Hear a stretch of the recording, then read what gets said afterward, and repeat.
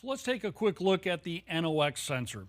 We've talked about it as we've gone through this presentation, but now we're going to dig into it a little bit to show you how it operates.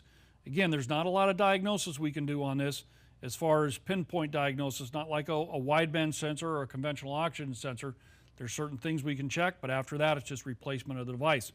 So in this case, we have an upstream and a downstream possible. We've showed you that the configurations might have one in the head and one after. They work with the same principles. They're not different sensors, they work with the same principle. So here is the module that interprets the signals from the sensor itself. So here we're looking at the functionality of it, and this right here would be the exhaust stream coming through, where we have NOx emissions and some oxygens left. We might have a little bit of other, CO2, we'll have nitrogen, but we have oxygen and NOx emissions. And the goal here is to work very much like a wideband sensor with a few pumping cells. So the way this works is this diffusion chamber right here, the first pumping chamber, allows NOx emissions and oxygen to penetrate the barrier. And when it comes in here, it does a measurement very similar to a wideband sensor to see how many oxygen molecules are here compared to the reference that we would be working against. If we have more oxygen molecules than we want for our target, the pumping current would turn on and we would pump the oxygen molecules out, which would then only leave us with the NOx molecules. So the whole idea here, get rid of all the free floating oxygen molecules, get those stripped away, which should leave us with only the NOx molecules that will go through the second diffusion barrier.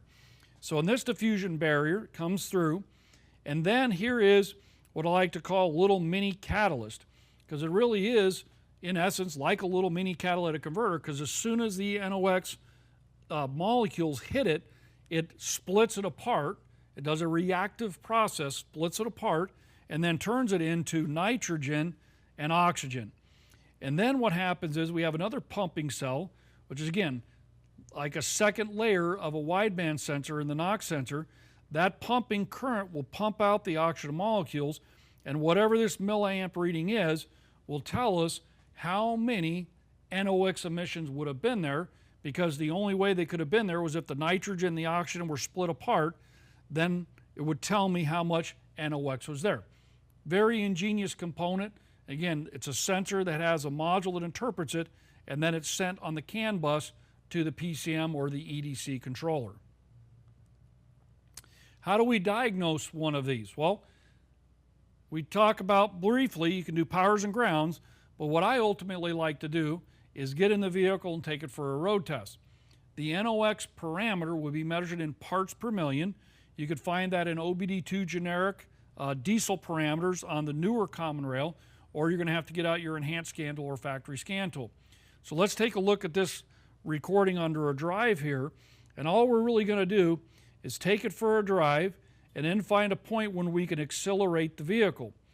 And as soon as we accelerate the vehicle, we're only up to about 25 miles per hour, but I've hit the throttle where I had about 80%, so I'm really trying to go wide open, and then 2,400 RPM, and we have hit a peak of 900 parts per million.